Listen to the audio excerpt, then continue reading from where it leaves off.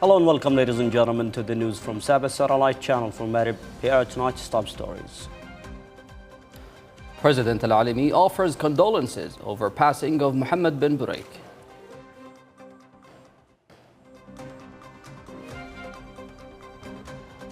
PLC member Al-Khambashi discusses security and service challenges with Hadramaut tribal leaders. Also, Defense Minister reviews military training and reform plans in Marib.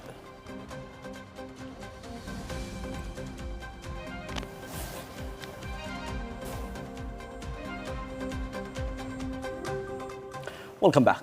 President of the Presidential Leadership Council, Dr. Rashad Al-Alimi, met with former Hadramaut Governor Major General Ahmed Saeed bin Buraik to offer condolences over the passing of former National Security Chief Major General Mohammed Saeed bin Buraik. During the meeting, President Al-Alimi renewed, on behalf of the Presidential Leadership Council and the government, his sincere condolences and sympathy to Ahmed bin Buraik and the family of the deceased. The meeting also reflected on the late Mohammed bin Buraik's distinguished national service and his contributions through various senior civil and security positions, including his role as head of the National Security Agency. President Al-Alimi said Yemen has lost one of its loyal and dedicated national figures, whose career was marked by sincere service to the country and its people. He praised the late official's contributions to strengthening and developing Yemen's military and security institutions. For his part, Major General Ahmed bin Buraik expressed deep appreciation for the President's condolences and support during the family's time of grief.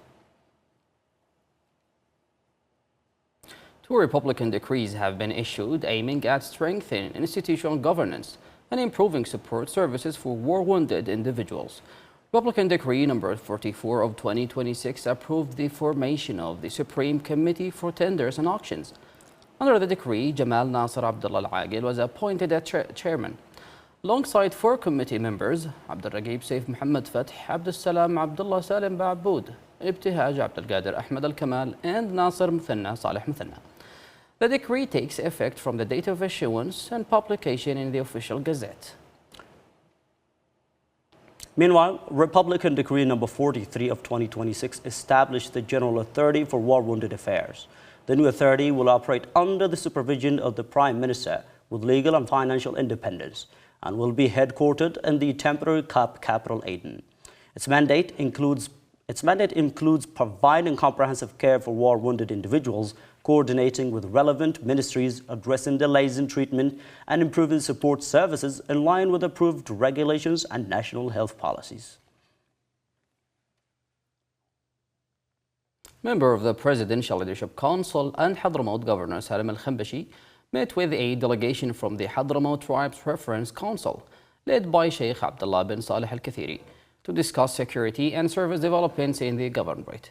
The meeting reviewed a number of issues related to public services and security conditions, along with ongoing efforts to improve essential services and reduce hardships facing citizens. Discussions also focused on importance of strengthened coordination between local authorities and community leaders to enhance security and stability across Hadramaut districts. Al-Khambashi stressed the importance of unified official and community efforts to overcome current challenges facing Hadramaut and Yemen as a whole. He also praised the role of Hadramaut tribal leadership in supporting local authorities, strengthening social cohesion, and preserving unity. For their part, representatives of the Hadramaut Tribes Reference Council reaffirmed their commitment to supporting efforts aimed at enhancing security, improving services, and addressing challenges facing the governorate. Prime Minister and Minister of Foreign Affairs and Expatriates Dr. Shaya Zandani returned to the interim capital Aden following his participation in the 165th ordinary session of the Arab League Council at the ministerial level and the consultative meeting of Arab foreign ministers in Amman. The meetings focused on key Arab and regional issues, as well as ways to strengthen coordination and joint Arab action to address current challenges and support security and stability across the region. During the session, the Arab League Council approved the appointment of Nabil Fahmy as the new Secretary General of the Arab League for a 5-year term, effective July 1st, 2026. In his address, Zandani stressed the importance of strengthening joint Arab cooperation and unifying Arab positions to confront regional challenges. He also highlighted the need to address external interference and threats targeting the security and stability of Arab countries and strategic maritime routes. Defense Minister Lieutenant General Tahir Al-Ugaili visited the Command and Staff College in Marib to review the progress of academic and military training programs. During his visit, Al-Ugaili congratulated members of the 18th intake on their admission to the college and wished them success in their academic and professional journey. He highlighted the importance of the Command and Staff College as one of Yemen's leading military institutions for preparing and qualifying military leaders, praising its role in strengthening the professional and leadership capabilities of armed forces officers. In his address, Al-Ugaili outlined the Ministry of Defense's strategy and future plans, stressing continued implementation of administrative and institutional reforms as a key pillar in enhancing military performance, efficiency, and operational readiness.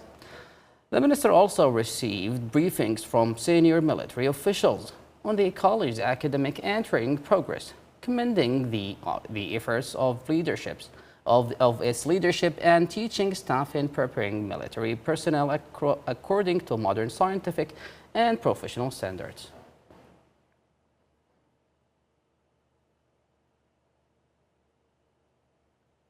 Interior Minister Major General Ibrahim Haidan met in Aden with Japan's ambassador to Yemen, Yuichi Nakashima, and GICA Director U. Ibisawa to discuss bilateral cooperation in the security sector. During the meeting, Haidan praised Japan's continued support for the Ministry of Interior and Coast Guard, highlighting its contributions to strengthening security and stability in Yemen. The minister reviewed key achievements made by the ministry and security agencies in liberated governorates, along with ongoing efforts to improve institutional and security performance. Haidan also expressed the ministry's interest in expanding cooperation with Japan, particularly in forensic sciences, training and capacity building to enhance the capabilities of security institutions. He further outlined corrective measures aimed at improving Coast Guard performance and strengthening its operational and administrative capacity to protect Yemen's coastline and territorial waters and combat smuggling and organized crime. For his part, Ambassador Nakashima reaffirmed Japan's commitment to supporting Yemen and praised progress in the Biometrics National ID project, describing it as a major step in identity documentation and verification. Finance Minister Marwan bin Ghanem met in Aden with Japan's ambassador to Yemen, Yuichi Nakashima, to discuss strengthened bilateral cooperation and support for the government's economic reform agenda. The meeting reviewed Yemen's difficult economic and financial conditions, including major challenges facing public finances and efforts to mobilize state revenues during the current period. Bin Ghanem praised the strong historical ties between Yemen and Japan and commended Japan's continued support in development and humanitarian sectors, particularly its assistance in Yemen's customs authority. He expressed the ministry's interest in expanding Japanese support, especially in tax administration, capacity building, and automation to improve institutional performance. The finance minister also highlighted government corrective measures in financial and structural reforms, as well as challenges related to Yemen's external debt and proposed solutions to ease debt burdens. He stressed the importance of the Japanese support within the Paris Club, alongside ongoing cooperation with the International Monetary Fund in implementing the staff monitored program. Minister of Technical Education and Vocational Training Dr. Anwar Kalshat met in Aden with Japan's ambassador to Yemen, Yuichi Nakashima, to discuss key Japanese-funded projects supporting the technical education sector. The discussions focus on ongoing interventions and the progress of rehabilitation and development projects currently being implemented at the Technical Institute in Aden. During a field visit to the institute, Minister Kalshat and Ambassador Nakashima reviewed work on the rehabilitation of classrooms and training workshops, along with modern equipment provided to enhance technical and vocational training. They also received a briefing from project implementers on implementation stages, progress rates, and efforts to create a modern training environment that improves educational outcomes. Kalshat praised Japan's continued support for technical education, noting that projects implemented through the International Organization for Migration include rehabilitation equipment upgrades in six technical institutes across Aden, Lahj, and Taiz. For his part, Ambassador Nakashima reaffirmed Japan's commitment to supporting Yemen through development projects aimed at strengthening educational institutions and building capacities across key sectors. Minister of Planning and International Cooperation Dr. Afrah Zuba met in Aden with Japan's ambassador to Yemen, Yuichi Nakashima, to discuss strengthened bilateral cooperation and continued technical and economic support. The meeting reviewed opportunities to develop and implement future projects in line with government priorities, alongside discussions on Yemen's current economic, humanitarian, and development conditions. Azuba outlined the government's economic, social, and reconstruction plan for 2027 to 2029, which is being prepared as a national reference framework for development and investment projects. She emphasized the importance of benefiting from Japan's expertise in planning, reconstruction, and post-crisis recovery, while highlighting Yemen's need for sustainable development investments. The minister also praised Japan's continued support in food security, education, health, and capacity building, calling for expanded cooperation in infrastructure, energy, transport, and reconstruction. For his part, Ambassador Nakashima reaffirmed Japan's commitment to supporting Yemen's development and humanitarian priorities and enhancing cooperation to strengthen recovery and stability.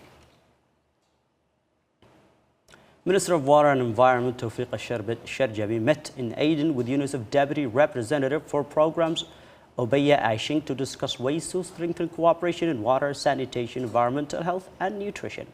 The meeting reviewed progress in joint programs and projects between the ministry and UNICEF, along with priorities for the next phase aimed at improving water and health security and expanding services for vulnerable communities. Sharjabi said the ministry, in partnership with UNICEF, has implemented several projects and studies to support the development of the water and sanitation sector, while additional projects remain under implementation.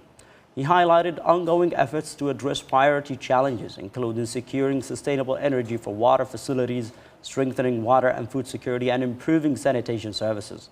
The minister stressed the importance of continued coordination with UNICEF and international partners to support efforts to overcome existing challenges and expand access to essential services.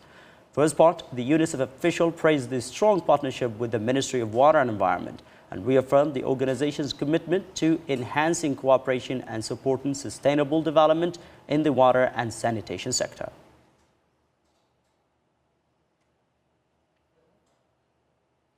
Minister of Agriculture, Irrigation and Fisheries Salim Al-Sugatri met in Aden with World Food Programme Country Director Al-Khadr Daloum to discuss cooperation and joint projects in the agriculture and fisheries sectors. The meeting reviewed WFP interventions in sustainable projects aimed at improving livelihoods for local communities across Yemen, with a focus on shifting from emergency aid toward long-term development initiatives. Discussions highlighted projects linked to agricultural and fisheries infrastructure designed to strengthen food production and improve food security. Minister Al-Sugatri outlined Yemen's priority needs for sustainable development projects based on the ministry's national strategic plan and sectoral programs aimed at addressing food security challenges. He also emphasized the importance of strengthening cooperation with WFP to support long-term solutions that improve livelihoods and build resilience in vulnerable communities. For his part, the WFP country director reaffirmed the organization's readiness to expand cooperation and implement projects aligned with government priorities and development goals. Minister of Technical Education and Vocational Training Dr. Anwar Khalshat met in Aden with representatives of China's Longxiang Energy Company from Honan Province to discuss enhancing cooperation in technical education and vocational training. The meeting focused on opportunities for partnership in training, qualification and capacity building programs, as well as ways to benefit from modern technologies and expertise to improve educational and training environments. Discussions also explored mechanisms to strengthen collaboration between the ministry and the private sector in support of developing technical and vocational education in Yemen. Minister Khalshat stressed the importance of expanding partnerships with local and international private sector institutions as a key pillar of the ministry's strategy. He said stronger cooperation would help align education and training programs with labor market demands and development priorities while preparing qualified professionals capable of meeting evolving sector needs. Khalshat also reaffirmed the ministry's commitment to building productive partnerships with leading institutions and companies to attract investment and improve technical education outcomes. Yemen participated in a high-level symposium titled Jerusalem, a title for a global narrative of peace, organized by Beit Bab al-Quds Agency in partnership with the Academy of the Kingdom of Morocco and the Ministry of Youth, Culture and Communication. The Yemeni delegation was led by Yemen's ambassador to Morocco, Izzeddin al-Sabahi, who stressed that Jerusalem is not merely a city, but a unique human and civilizational symbol and a meeting point for religions and cultures. He said lasting peace in the Middle East begins with restoring the legitimate rights for the Palestinian people and establishing an independent Palestinian state with Jerusalem as its capital. Al-Sabahi highlighted Jerusalem's historic significance as a symbol of peace, coexistence, and shared human values, emphasizing that protecting the city means preserving a collective human legacy rooted in dialogue, mutual respect, and dignity. He added that Jerusalem remains a moral compass for peace and a living symbol of justice, hope, and humanity. The symposium forms part of Rabat's designation as the Arab Media Capital for 2026, with a special focus on Jerusalem and Palestine. That was the news bulletin from SABA Satellite Channel from Maryland. Thank you for watching and have a good time. Have a good time.